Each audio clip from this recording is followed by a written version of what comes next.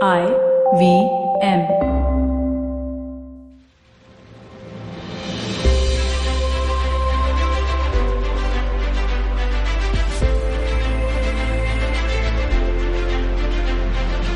Hi everyone, welcome to another episode of This Round is on Me. You know, as a restaurateur, one of the best things about my work is the people I've met just by sitting at the restaurant and either got chatting to because they may have been sitting by themselves or been introduced to them by a common friend.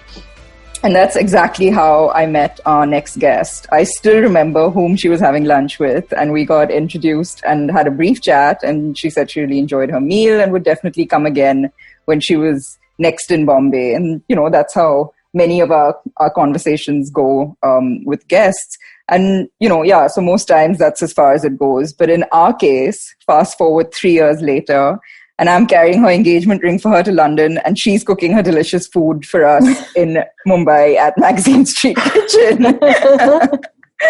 So, born in Kenya to Indian parents, Ravinder Bhogal's food is inspired by her mixed heritage and the UK's diverse immigrant culture. Ravinder is an award-winning food writer, TV presenter, journalist, cook, and restaurateur. You can't possibly have missed watching her cooking show on TV called Ravinder's Kitchen. And her debut restaurant, Jikoni, was ranked 56th in the UK by the National Restaurant Awards 2017. She's written 2 cookbooks, Cook in Boots and Jikoni, proudly inauthentic recipes from an immigrant kitchen, which we're going to talk a lot more about later. She has not just once, but twice been named in the Evening Standard's Progress 1000 as one of London's leading influencers of progress and diversity in the capital. She regularly writes about food for publications like the Financial Times, Weekend Magazine, and Vogue Online, and recently launched a home delivery brand, Comfort and Joy, a sister brand to the restaurant Jikoni.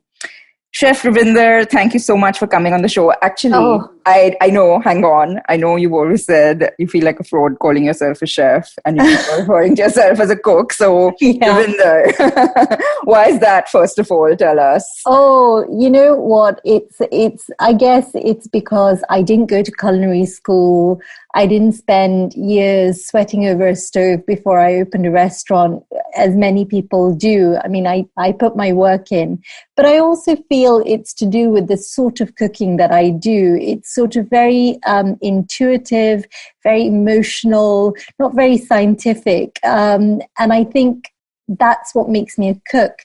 And I remember back in the day when we first opened, there was an article, we were reviewed by the late, great A. Gill, which was just such an honor. We were his second last review before he died. And he summed it up in the end by saying, there are all sorts of people that you can't trust, politicians, merchant sellers, whatever it is. But a cook, you can always trust a cook. So I'm quite happy with the title cook. Yes. Well, I think, in my experience now, there are so many people who haven't had the formal training of culinary school, and I think you definitely deserve the title. But if you're whatever you're happy with, right? So, look, tell us, what have the last few months been like for you? Very strange, very dystopian. It was just very strange. I think we are 3 years into our business and we just sort of hit that lovely spot. You know, we're starting to make profit and, things are coming together. We had great events lined up and we were really looking forward to 2020. And we figured it was going to be a great year for the restaurant because it takes time to make your name and sort of get to that position where you can sort of stop pedaling so fast and start enjoying it as well. And then this thing just came out of the blue. And I know that we had an event on the 9th of March, which was Women in Food. And the author, Charlotte Druckmann, who'd written the book Women in Food, was going to come and talk at Jikoni. She was flying in from New York. And on the Saturday before the Monday, we got an email out from her saying, I'm really sorry, I'm not going to be able to make it. And at that time in London, interestingly, no one seemed to be taking COVID-19 that seriously. And we were like, oh my God, this seems like, a little a paranoid. little dramatic. And then, so the woman who had organized the event for us runs a thing called At the Table. She just said, well, you know what? We've sold all the tickets and there are still a great many women talking about food, and we should go ahead with this event. And so we did, and that was the 9th of March. And we had 45 women in the room enjoying food and talking about food and doing readings. And that night, when I went home, I suddenly got very sick. And I had a fever, and my husband looked at me and sort of said, well, if it's that thing that everyone's talking about... You're joking. You better not go into work. And even then I wasn't taking it so seriously. And he then came back on the same day from work with the same symptoms. So we both were really sick. And we haven't had any tests to whether to say it was COVID or just the flu or whatever. I suspect it was, because even weeks before, we had our bar guy, Jay, saying, I've just lost my taste buds, and he'd had a really bad flu, or so we thought. You're kidding. Wow. And so I think it was going around, and Yeah. and then that week before the government mandated it, we just decided that because we have a very small, tight-knit family sort of style team, and we know a lot of our team members live with people who are perhaps vulnerable. We have someone who lives with his father who's got type 2 diabetes, and we just thought this isn't worth it. Mm-hmm. And we should just close our doors and sort of think about what's going to happen and actually take time to think. So we didn't make any knee-jerk we didn't have any knee-jerk reactions. I know a lot of people sort of, and I not without blame, sort of said, okay, we're closing. They made their staff redundant. And that's never really been part of our culture. So we just sort of spoke to everyone individually and said, look, we don't know what's happening. We don't have the answers, but stick with it, stick with us. And worst comes to worst, whatever we have in the bank account, we'll treat it like a welfare pool, and we'll just make sure that everyone gets something to get you through this period, whatever it is, however long it's going to be. And then thankfully, a few days after that, the government here announced the furlough scheme, which was just a huge relief to us. So just relief. When was that you actually closed? So it was around about the week beginning the March the 9th. So I think it was the end of that week. Okay, yeah. Closed, and the government hadn't mandated at this point to close. No. They'd pretty much stuck the dagger into the hearts of restaurants by telling people, don't go to restaurants, without mandating it, which isn't particularly helpful anyway, because then you're just running an empty restaurant, basically. Yeah. So, it's really blindsided us. We never imagined that a city like London would come to, or the UK would come to a standstill. And, America, New York, speaking to friends who have restaurants there, it's just devastating hearing what people are going through. I read the account of the chef who ran Prune in the New York Times and just wept because it just really hit home, because, we run restaurants because we're slightly insane. We love the business of restaurants, but, it's that pleasure of service, of being in a room full of what I call a random sampling of humanity. You just don't know who's going to come in that night. And that's what's so exciting and magical for us. And that's why we do it.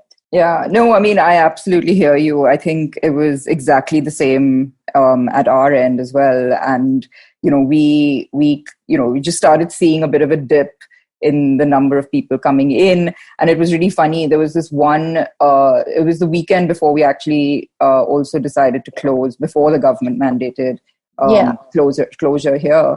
But I remember this, it was really funny. It was a Saturday night, and a guest called up and said, how many people are in there and at the restaurant. And so, our manager said, well, we've got about 40 odd people here. And he said, okay, well, call me back when there are about 10.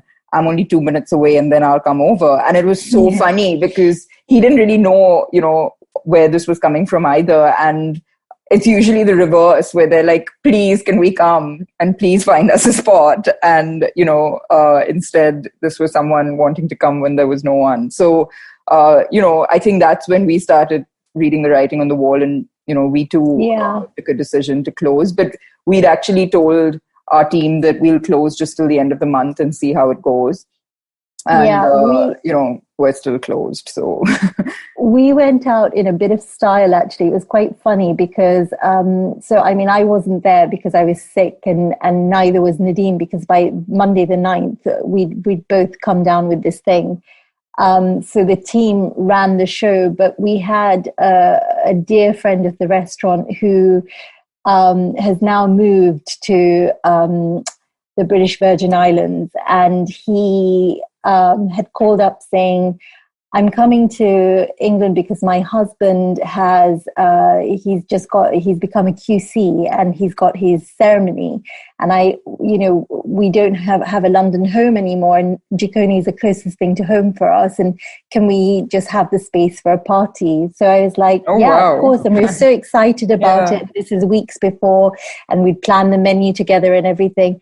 And then, of course, when it was going to happen, we were like, are you sure you still want to go ahead and have this party? Because I don't think any of your guests are going to come, because there's this thing. And he was still sort of flying in. So I don't think it had hit him how bad things were in London as well.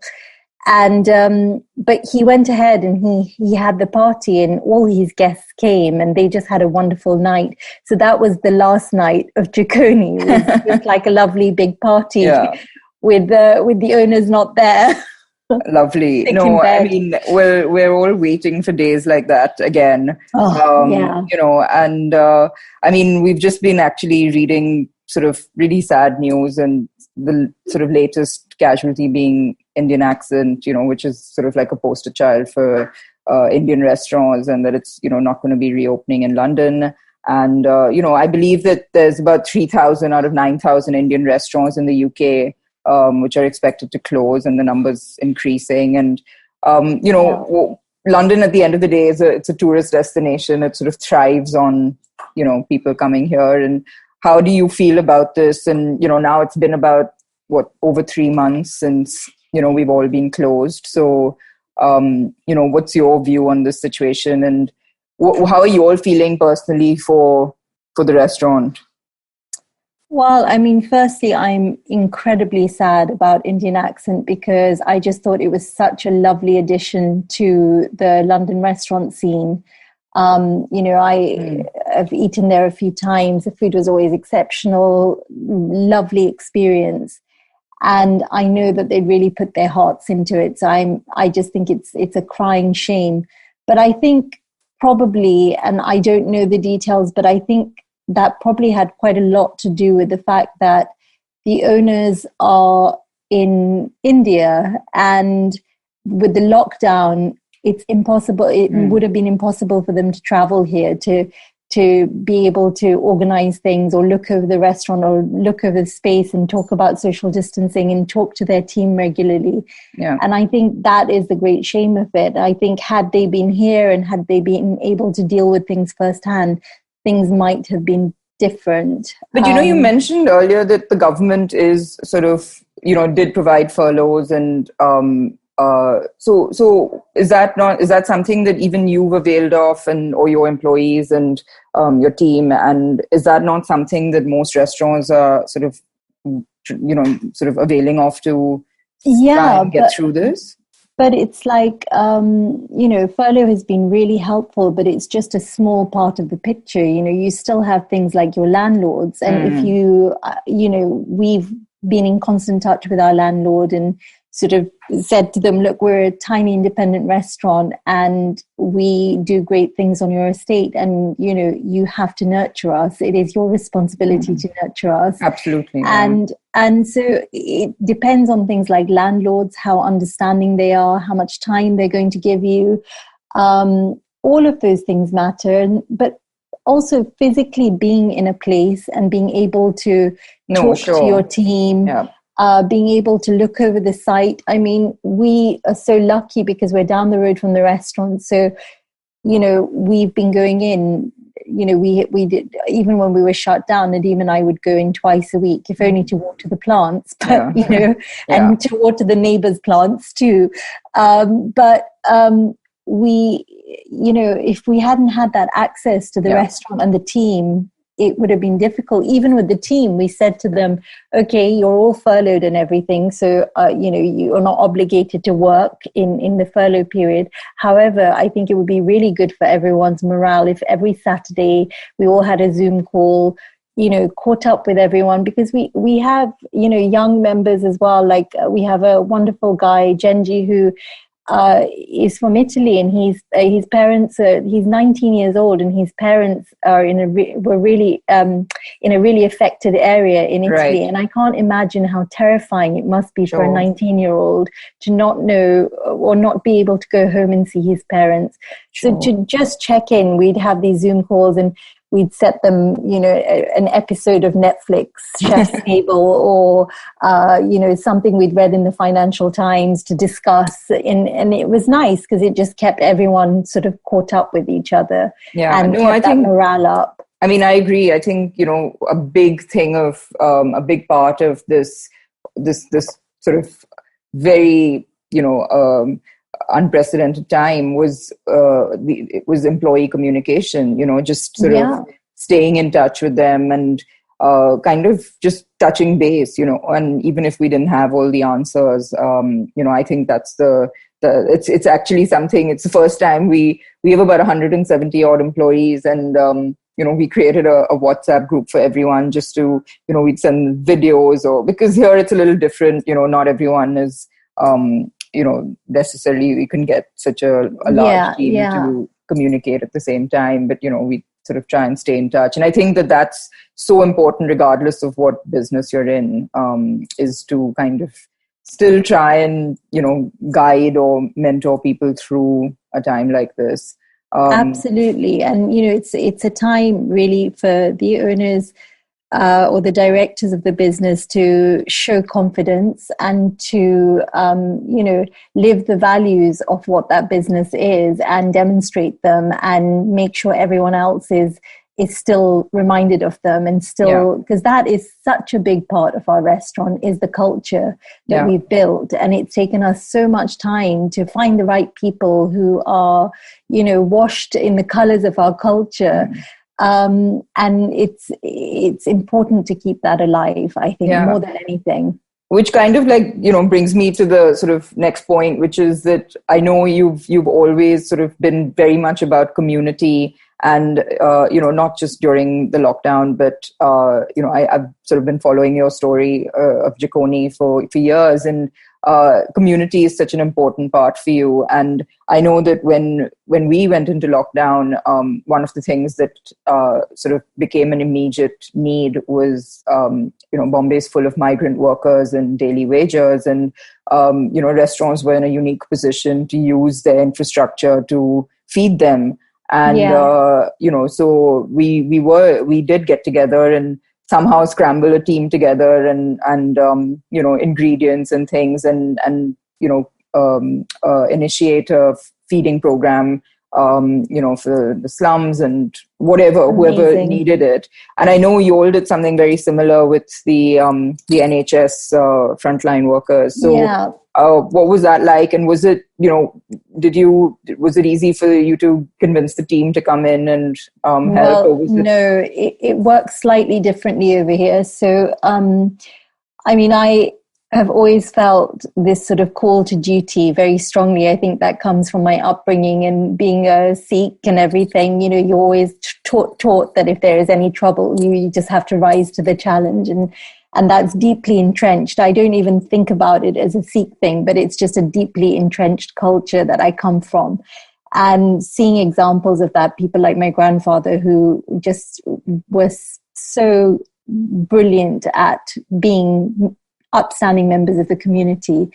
And so very early on, I said to Nadeem, I feel sort of really helpless. And also, as you know, chefs have awful amounts of energy, and if we don't use it, it affects it does affect your mental health if you're not doing things, if you're it's so funny because our chef Amninder, who she's also Sikh actually, and that was the big trigger for us starting delivery, because she was like, I am going mad. This was about 2 weeks into lockdown, and she was just like, I have to get out of here. Please help me get back into the kitchen. Exactly. Yeah. You need to have structure. And so it all happened in a very sort of funny way. So I was still sort of coming out of the sickness that I'd had, and obviously wanted to be clear and safe before I did. And I remember reading an article in The Guardian, and it was a first-hand account of a junior doctor who'd been working on a COVID ward. And it absolutely broke my heart, because it just spoke of her terror and her loneliness as well. Like the fact she couldn't be with anyone, and she was just doing these crazy shifts. And she was like, there's times I don't even have time for a glass of water. And I was just like, we have to help. And the next morning, a very good friend of mine from university many years ago is a doctor at King's College Hospital. And his wife had put up a Facebook post, which was about NHS wellness boxes, where they were collecting, snacks and toothpaste and toothbrushes and making little boxes, care packages. And I just messaged her and I was like, do they need hot food? Because they need to eat. And she was like, oh my God, that would be amazing if you could. And so I just said to Nadeem, okay, well, let's just do it. It's absolutely unthinkable. We have this kitchen, and space, this lovely kitchen at Jikoni. Let's just go and use it. It makes no sense not to use it at all. And so it was literally myself and Nadeem, because we could not risk the team coming in by public transport. Here, everyone lives a bit further out, and having to get on the tube and the train, you just couldn't. And Nadeem doesn't cook. So I knew I'd be cooking and he would be washing up. And honestly, he's the best kitchen porter. It does take him a while to wash the dishes, but he's very thorough. Fallback job. It was the two of us in the kitchen, which was really interesting for my marriage. Come on, you guys have worked together long enough. Yeah, but it's very much, this is my space and this is my area and that's your area, and let's not try and cross over. But now we were both in the kitchen. So it was very, very funny. But it was incredibly rewarding, and we were delivering these meals, and there were so many great people in our neighborhood who kind of said, oh, I'll drive the meals to the hospital, and they did that. And then I got a call from my friend Vishal, the doctor there, and he said, look, things are now, a little bit more stable, and actually we're getting a lot of food sent. So why don't you think about where else you can deliver to? And so we started our partnership with a charity called Nishkam Swat, who are amazing. And they have something like 36 units all over the UK. They opened in 2018. And they just feed the homeless and the vulnerable in London. So it made complete sense. So we've partnered with them, and they just turn up with their van, and they just pick up and they just take it where it needs to go, which is great. So it's been lovely. Yeah. And it gave me some structure to my week. So it wasn't completely altruistic. It stopped me going completely mad. And it was just lovely to actually push myself in the kitchen and know that I had this mass catering operation that I just had to push myself and get things done for. So it was wonderful. No, it's amazing. I totally agree with you. It was very sort of rewarding in many ways to be able to help out in whichever way, in whichever capacity. But you guys have been doing this for not just during lockdown. Like I said, I know you've been very much a part of the community since you opened. And what is it that, and sort of just being supportive to the needs of your local community, and, what is it that really was the driving force behind that culture? I mean, I know you mentioned sort of your Sikh roots as well, but from the restaurant's perspective and, with your team, like what was the real sort of impetus for that? I think, there's two things. One is very much sort of the influence of my ancestors and my grandfather, particularly. I remember being very young and he said, everyone has to do savor. It's just, you just have to do it. And the easiest way to do it is by feeding people. And that there was something about the simplicity of that just stuck. And it was a skill that I knew I could do and I could use it to benefit someone. It just felt very natural. But also, I think, as a business, we've always thought about, and we've always admired people who run very positive businesses. And we always think about every pound that's spent in our business and how can we make that very positive. And so that has always been part of it. It's very much about who is your community. Well, it starts with you, then it's your team, and then it's your suppliers. So, using suppliers who have positive values, who have values that are similar to you, and then it extends to your neighborhood and your community. And if you are spreading, restaurants are lovely things. They're very social things. But if you can turn that idea for a restaurant into something that is socially good too, then it's a brilliant thing, and you feel great about it, and your team also feel great about it because they are adding value to the community as well. It's not just to you.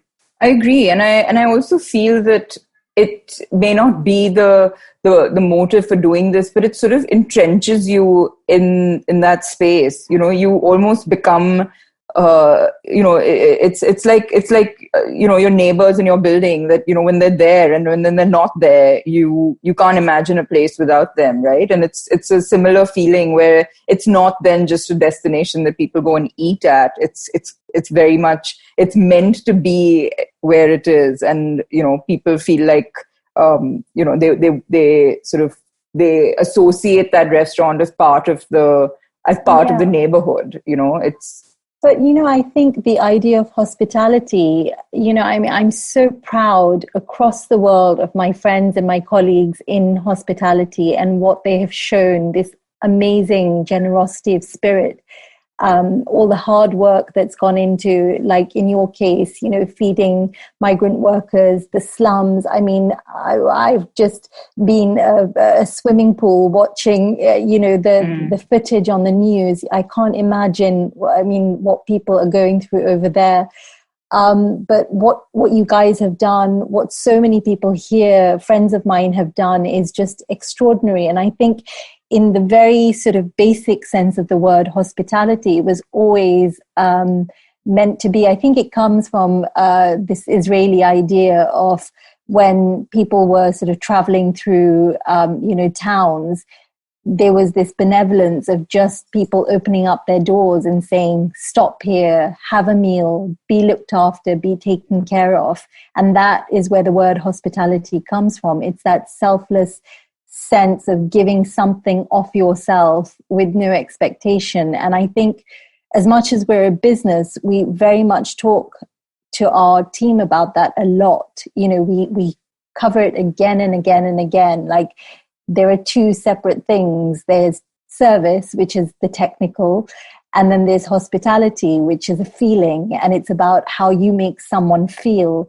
And it is an absolute privilege, and I think that means more to me now than ever before. It's an absolute privilege to have 2 hours of someone where you are serving them. It is a beautiful, beautiful thing. And if you can build that relationship, and I know our team has really excelled at doing that. They've built their own relationships. I mean, I'm not there all the time, but, I come in and our manager, Neil, will be talking about someone and, or they've dropped. I mean, someone recently sent tea for all of them, like interesting teas for all of them.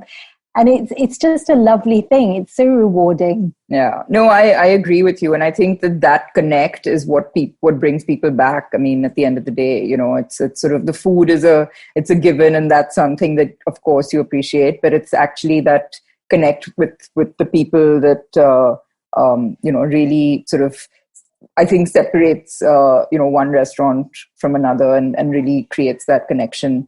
But, I mean, it still is a business at the end of the day, and, finances are a reality of, part of that, and a tricky part of that, as well.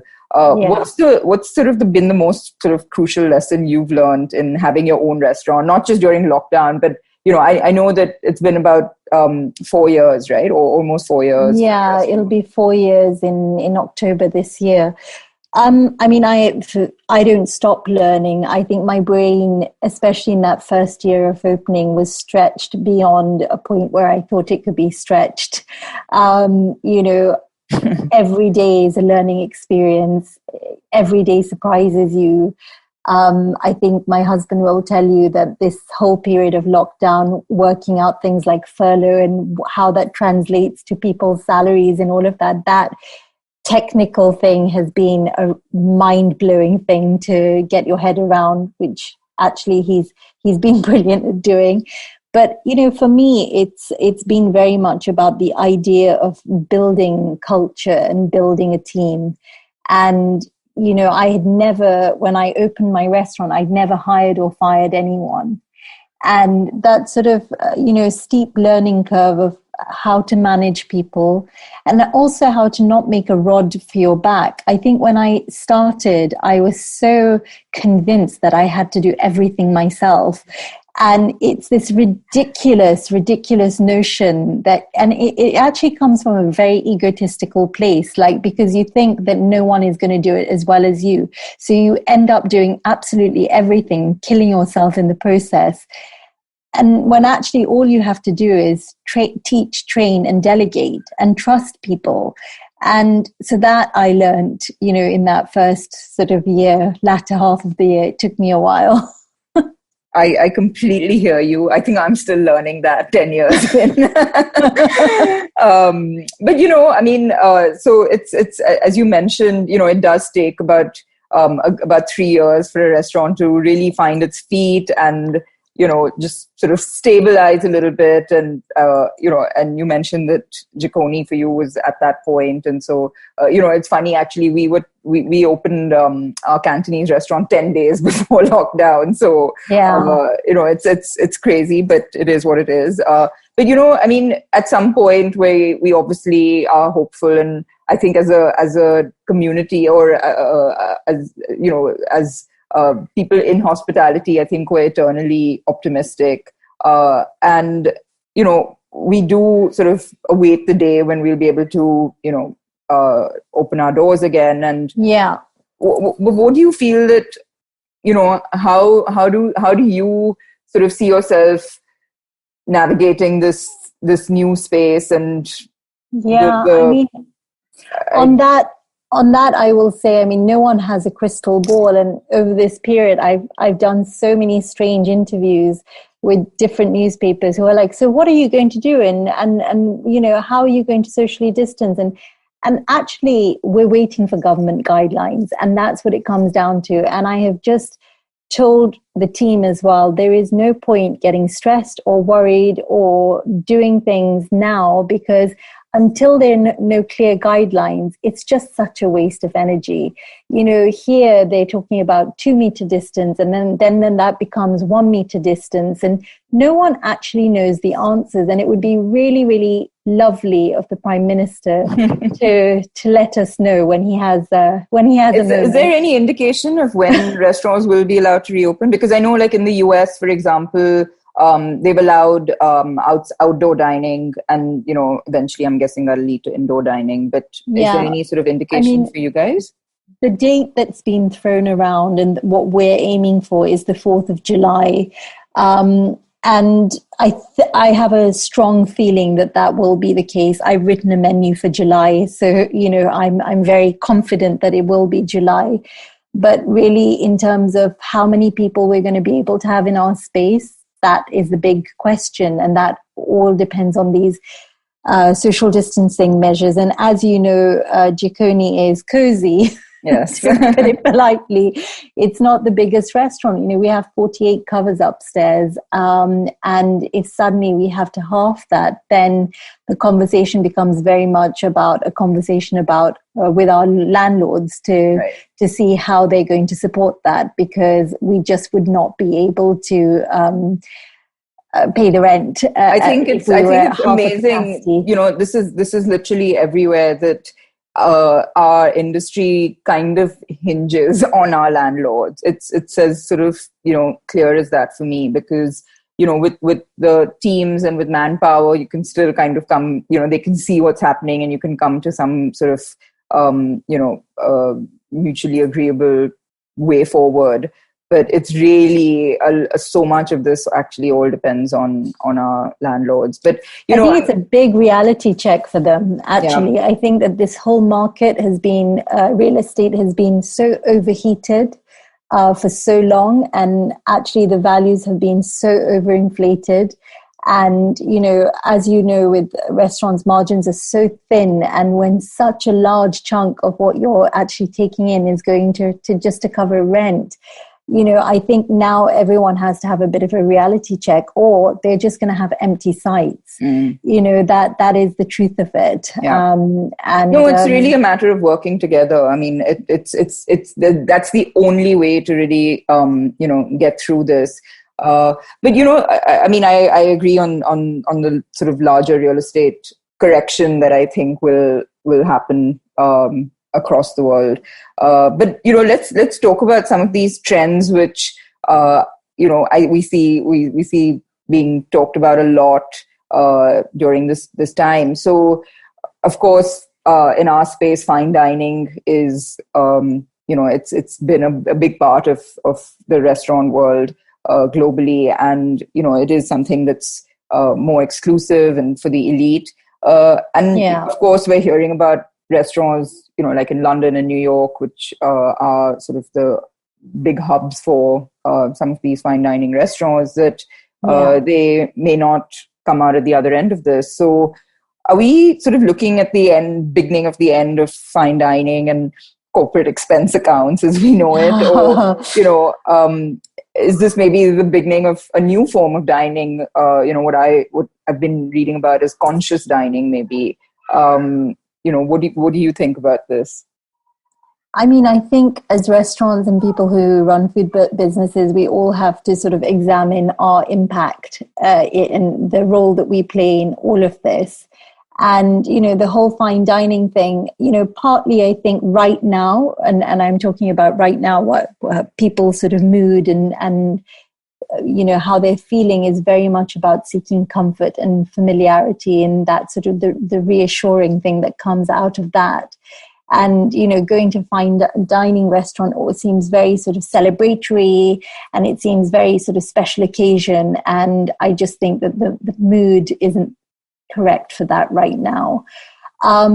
Whether I think it's going to be the end of fine dining forever, I don't know. But I do think fine dining restaurants do need to really check things like food waste and the impact that they're having, the ingredients that they're flying in from all sorts of parts of the world.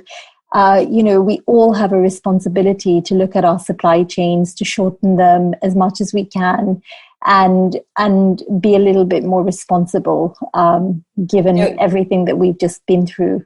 Yeah, and in India, the Prime Minister announced an initiative called Vocal for Local, which is, just reinforcing that to look closer to home, for anything, not just ingredients, but and to really support the homegrown businesses. But I agree with you that it's a matter of sort of re-looking at what you stand for and what you're offering in the current climate. And speaking of, I know that you recently started Comfort and Joy as your delivery brand, in response, I'm guessing, to the increasing demand for home delivery. So do you think that delivery is here to stay? I mean, you've created an entire brand around it.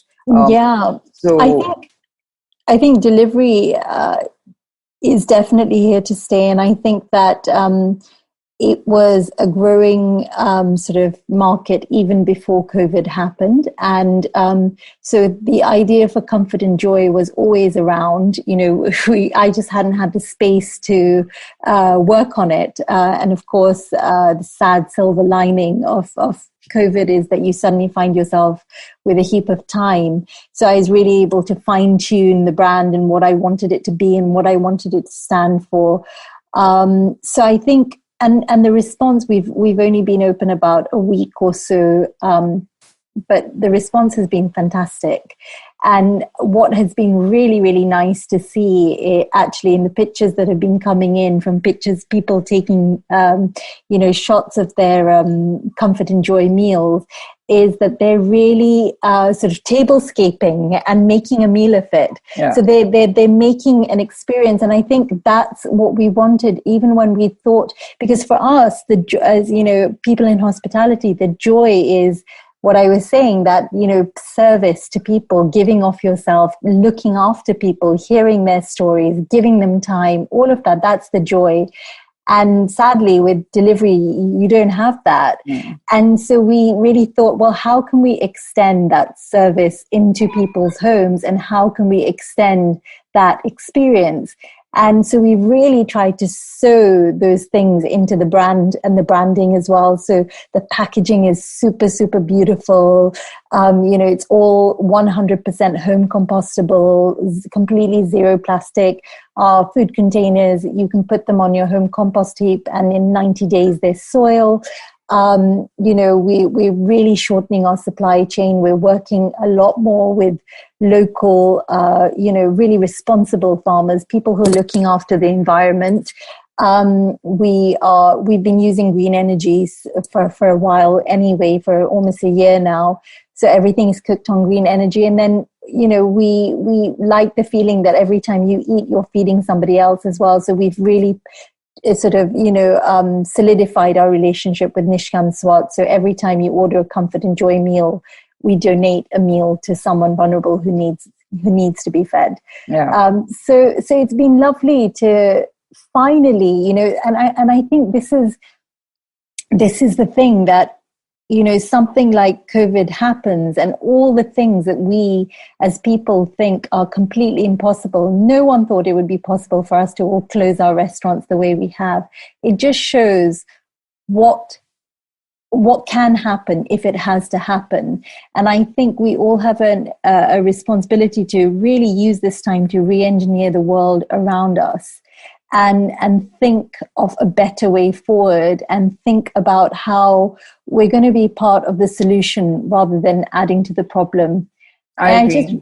I read yesterday, I was shocked that emissions in London are just 5% under what they were before COVID hit. So we had this amazing, wonderful few months of beautiful, clean air. I was walking down Baker Street, and I'm slightly asthmatic, and every time I walk down Baker Street, I cough.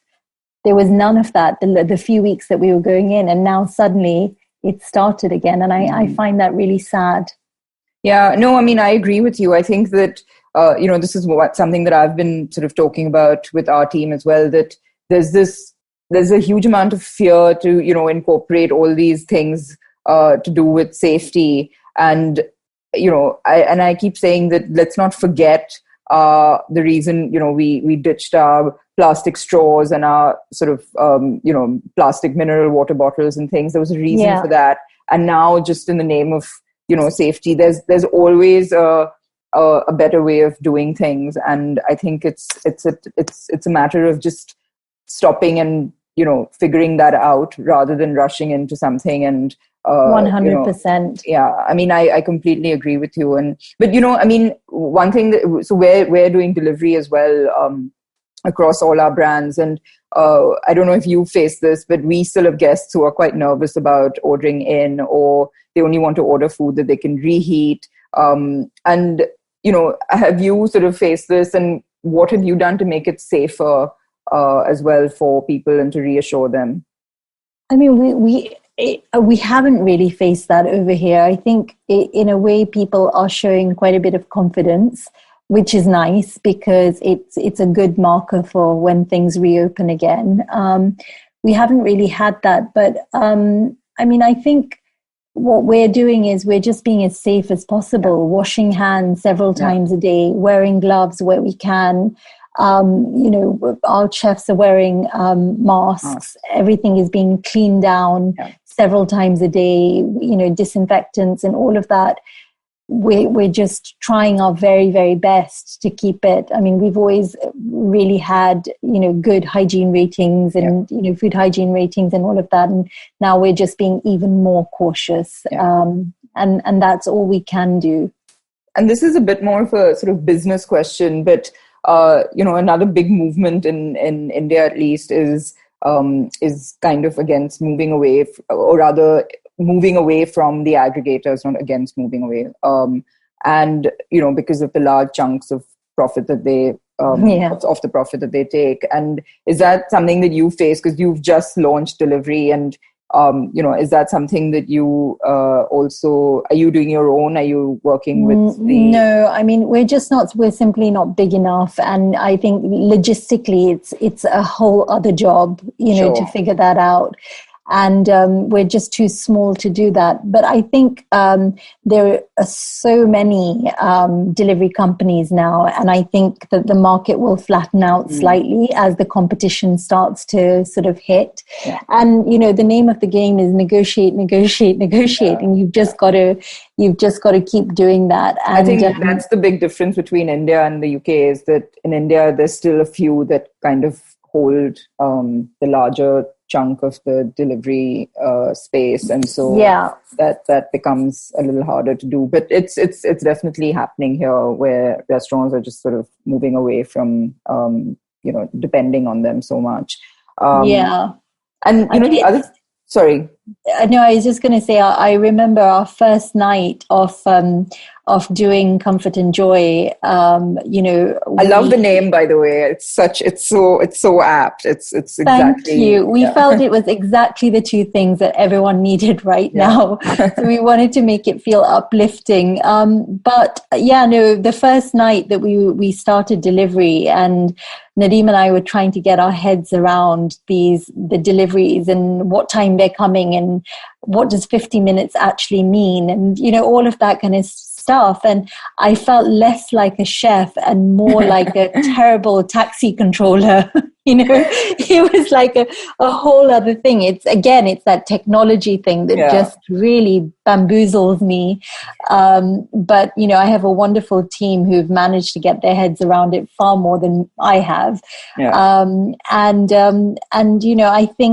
think the dream would be to be able to have your own people, But it's also about looking after those people. When you think about the chain, I've always thought about restaurants as part of a larger sort of chain, a chain of humanity, not just a food chain. But you have your suppliers, you have your team, you have the people who pick the vegetables. There's this invisible humanity that sits with you every time you sit down and eat in a restaurant. And now that involves delivery, those drivers are still also part of your that human chain, that humanity. And so we really are trying to build relationships with them and look after them and offer them discounts on our dining, or give them cups of tea, or if there's a way, bake them some madeleines. I mean, they're carrying your product after all, and you want them to feel invested in it too. And I think they're such an important part of that chain. So I think that is important to think about. That's amazing. Too. And I know there's plenty of tea where you are. So for everyone listening, Nadeem, Ravinder's husband, is in the tea business. So I know there's lots of great tea if you're doing Jikoni deliveries.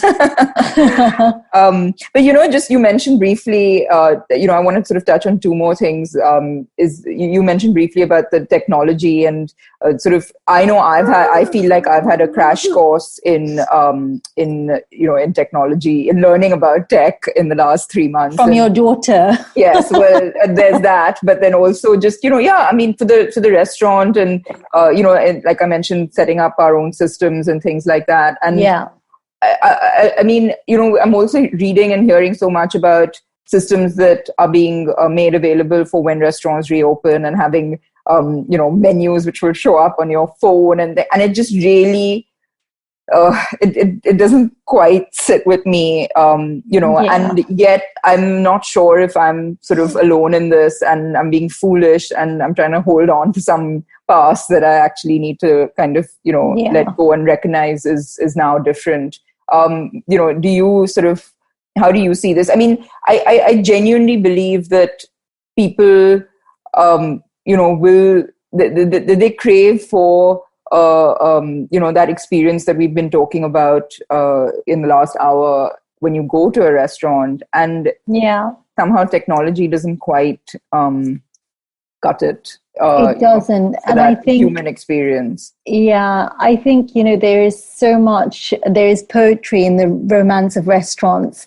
And when I read the piece in the New York Times by the lady who ran Prune, it did break my heart, because that's part of the reason why she closed, because she couldn't face, not having that, all that talk of social distancing, when actually restaurants are supposed to bring people together. And, in terms of sort of digital menus and stuff like that, I have always found them tricky. I know there was a restaurant here that did that. They ran that, even 3 years, 4 years before COVID. And it just felt very impersonal and strange. And I think that, for years people have saying print is dying, yet no one can resist the sort of fragrance of a real book, the smell of a real book. You just can't replace that. You can have as many Kindles or whatever you like, but there is something about the magic of books that will, outlive us all.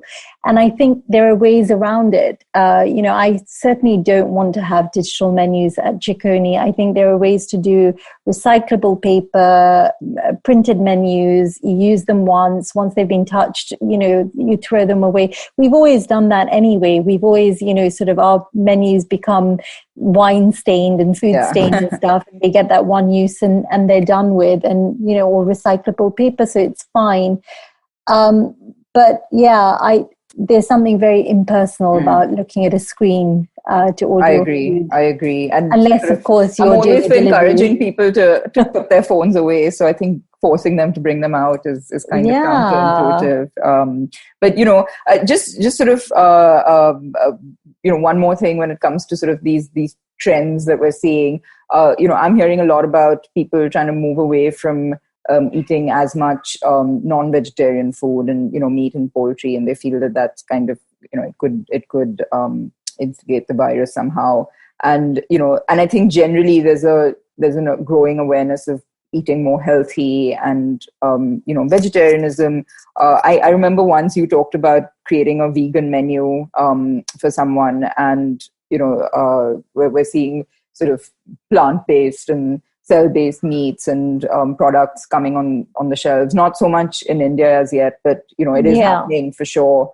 What do you feel about that? Are you conscious of that when you're creating your menu?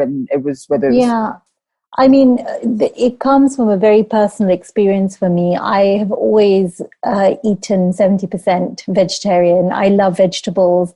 I think our culture allows for us to do very interesting things with vegetables. We've never been one for boiled cauliflower and, salt and pepper. I think our culture allows us to do very exciting things with vegetarian food. That being said, I don't think meat is going to sort of completely disappear. And I think, all responsible farming should be supported, whether it's poultry or beef or whatever it is, as long as people are being responsible about it. And I think we all know, really, we do have to stop eating as much meat as we have been. And when you look, to our ancestors and our history, meat was always a treat. It was never something that you ate every day. And here we are in this 21st century where people are eating it 3 times a day. And that's something about that just doesn't seem right. It just doesn't add up. And so I think for me personally, I've always designed menus that are very vegetable led. And meat and fish I love. Specifically seafood. I absolutely love fish, and I love cooking fish and shellfish. So they're not going to disappear from the Jikoni menu, but we will just be a little bit more select about what we're using, where it's coming from, shortening our supply chain right down. Yeah, no, I mean, that makes sense. I think, I agree with you. I have to tell you something really funny. I grew up exactly like you said, where meat was a treat. It was a weekend thing for us. But on the other hand, when I went to meet my in-laws for the first time, it was the 3 times a day thing. And I thought they're trying to kill me by giving me a coronary. I was like, okay, this is subtle.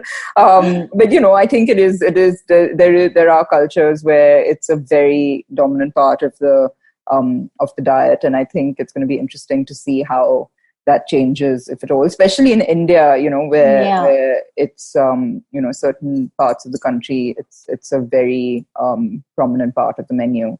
And by the way, I should just say that Comfort and Joy is actually vegetarian and vegan. Oh, completely. Okay. So this is that menu that we've been hearing about for. I mean, I had such an incredible response. I did a 4-month residency at the W in London, and that was completely vegan. And they said, we've had people coming in off the street where normally their diners would be people who are staying at the hotel.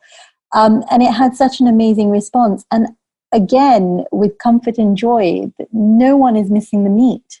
We've had our neighbors who've ordered in, and they're, hardened carnivores, and they haven't missed the meat. And I think the one thing that I don't love about the whole vegan, sort of thing is that, whether you want to call it a trend, I mean, it's just a lifestyle choice for some people, but I'm not fond of the fake meats and things like that. I think that vegetables, grains, fruits, all of those things are so interesting anyway. I don't get the whole fake meat thing. The bleeding burgers and all of that has never appealed to me. We're just using excellent suppliers. I'm working with, right now we had a 20 kilogram delivery of fresh peas yesterday, grown in Somerset. And they are just the sweetest thing. They barely need cooking. But of course, we're putting all these amazing lemongrass and lime leaves and making fritters out of them. But there is just so much you can do with vegetables. The opportunities are just endless. Yeah, no, I mean, you're lucky. You have great produce. And, I think everyone does. And it's just a matter of being creative and understanding how to use it. So I've been saving the best for last. Tell us about your book. Well, the book, I'm so excited to finally have it out. It is, it's been a labor of love, and it feels like forever since I've been working on it. But the response so far has been so amazing. And the book actually really tells a very personal story. There is so much of me and my social history in the book. I think the first thing people find interesting about it is the subtitle that I've chosen, Proudly Inauthentic Recipes from an Immigrant Kitchen. And I remember even when I went to my publisher initially with this subtitle, they just looked at me like I'd gone mad and said, well, both the words immigrant and inauthentic have so many sort of negative connotations, and are you sure? Not anymore. And not anymore. So I think I was really bloody minded about the title, because this whole idea of authenticity is so restrictive, and it's actually when we start accepting inauthenticity that we liberate ourselves as cooks. And authenticity is such a subjective idea. I mean, how my grandmother cooked dal to how your grandmother cooked dal, two completely different things. Which one is more authentic? It just seems like a really ludicrous question. And so for me as a cook, the question has never been about what makes this dish authentic. Although I respect, people's research and sort of food anthropology and all of that, that's great. But for me, the question has always been what makes it more delicious. And I think that we are, living in London, coming from Kenya, having Indian parents, being very much, having lived in lots of places and traveled to lots of places, and then being in London, and having this incredible, diverse immigrant culture all around me, and having grown up with that, there is just no way that doesn't feed into your food.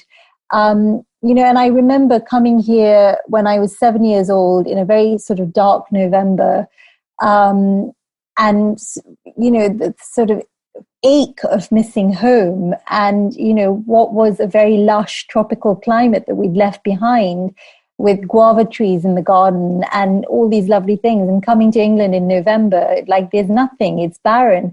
And I think that is the immigrant experience, that you sort of arrive somewhere, everything feels very barren. And it's only when you start settling and calling a place home that kind of reconciliation happens between your old world and the culture that you become very, very precious about, and the culinary traditions you become very precious about. And then as you settle into your new land, you're beginning to weave in and overlay Absolutely. these new stories. And for me, I grew up in a very immigrant heavy area, and I was lucky to have that, because our menu at home depended on what happened to be available at all the small mini economies of shops that were around us, that were all immigrant shops. And, I think that's what immigrant food is. It's about adaptation. It's about recipes that are open-ended, that depend on your landscape and how that's changing. And it's about survival. It's about preservation. And that is, what I've written in the book. And the recipes take inspiration from, of course, East Africa, India, Europe, all the places I've ever traveled to, then all the places where there were trades between places, whether it was between East Africa and, the Middle East, or China and India. So that all feeds into my food, and a lot of stories about sort of very rich narratives and other people's stories, particularly the stories of the women entrepreneurs, who, I call them entrepreneurs. Like we had, as a child, they were these ladies called Mama Bogas, and they were the vegetable sellers who would peddle their goods from door to door, baskets of fruit and vegetables in their heads. And, I remember my mother sort of, being a really tough opponent and sort of really, negotiating with them. And, the Mama Boga was the first female entrepreneur I ever encountered. And I was just fascinated by their story. And now looking back, I think, wow, these incredible women just harnessed these opportunities and cultivated whatever small plot of land they had and carried their vegetables into the city. And now when you speak to those Mama Bogas, their children have become, university graduates. They created prosperity for their families. And I just find that so beautiful and moving and powerful.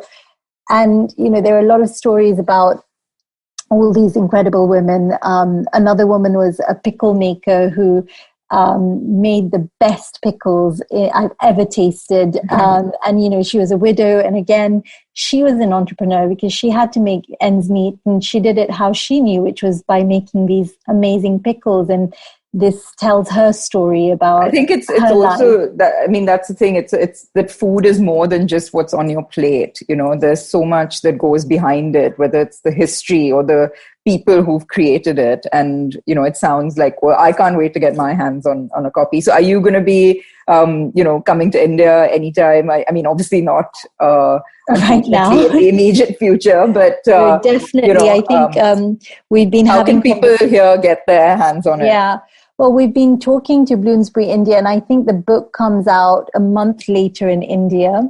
And I'm very much hoping to be able to come to India and talk about the book to all you good people and, celebrate the book. Because I think the stories are stories that need to be read and stories that need to be told, and the food is delicious. And well, I know your food. I mean, I can still taste that, the pierogi and the the dessert. I remember was it the apple jalebi? Jalebi, I still remember that. Yeah. So I mean, I can't.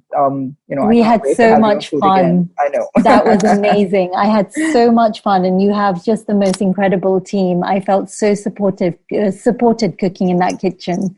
Lovely. We'll have to have a reunion sometime, but I would love that. Yeah. But look, so before I let you go, Ravinder, this has been so amazing, this conversation. Really, it's such a delight, hearing about everything that you've been up to and how you're holding up. And we always end our episodes with this rapid fire. Okay. So just say the first thing that comes, yes, just to put you on the spot a little bit. No, it's all in good.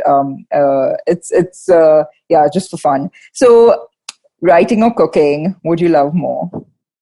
Oh my goodness. I'd say, I love the quiet luxury of writing.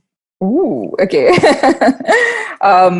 One cooking experience you'll never forget. Cooking the first night at my restaurant, the opening night, and not having understood at that point scaling up. And I think I took something like 5 kilos of rice, like a complete idiot. We had rice for days. Favorite cuisine? Well, I love Indian food, but if I'm looking for comfort and indulgence, then it's always Italian. A good pasta, and always ending with a very good tiramisu, which is my favorite dessert in the world. Mine too. Favorite ingredient? Oh, that's a tough one, but I think there is something about the fragrance. One of them. The fragrance of curry leaves is just, it's so unique, and it can't be imitated by anything else. It has to be fresh curry leaves. It's so true, and that for me, it smells like home. Yes, exactly. Okay, last one. Pet peeve when you dine at a restaurant? Bad service. Oh my God. Everyone says this. I agree with you. It just goes to show, and I say this to everyone all the time, you will always return to a restaurant with average food and exceptional service, but you would never return to a restaurant with exceptional food and bad service. Well, on that mantra, thank you so much, Ravinder, again, for being here. This has been so much fun chatting with you. And, my absolute pleasure. Thank you for having me. I wish you all the bestest, with Jikoni and Comfort and Joy and the book and everything that you do from here on. So, thank you. I just want to say I'm missing Bombay so much. As you know, I try and come at least once a year, and I would have probably been by now.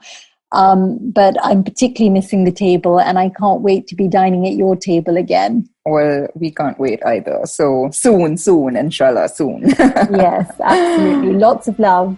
Thank you. So, in all honesty, I actually recorded this episode with Ravinder a little while ago. But this week, as many of you know, restaurants in Mumbai were permitted to finally reopen after a long 6.5-month hiatus. And listening to her again gave me the insight and reassurance that hopefully Restaurants 2.0 will be great. I hope you enjoyed tuning in today.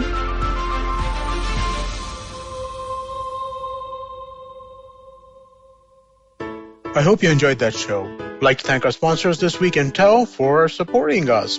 So Jasleen Royal came on Storytellers and Storytellers this week with Vineet. It was a really interesting conversation. Do definitely check that out. Hamsini Hariharan is back on the Pragati podcast after an extended absence. Hamsini was one of the original hosts along with Pravan, but she was unable to continue. But we're glad to have her back. She's talking about her experiences since she left. She's been studying in China. Definitely check that out. You'll enjoy that. Abhijit Ganguly was on Cyrus Says a couple of weeks ago, and he had such a great time, and we were so happy to have him on that we asked him to join us for Cocked and Bull, and he was on this week. Do check that out. And lastly, I'd like to mention our Tamil show. We've been doing a show called Kadai Podcast Ponniyin Selvan, hosted by Kavita Jiva. She has been phenomenal. She's rewritten the stories in a way which really, they speak to a modern audience. But Ponniyin Selvan is over, and she started a new story, though. The new story that she started is Sivakamiyan Sabatham. I'm sure I mangled that pronunciation, and I'm sure you'll love it if you're a Tamil speaker. Do definitely check it out. And with that, I hope to see you again next week. How aware do you think you are of your laws and rights? Do you look up to laws when you are caught up in situations?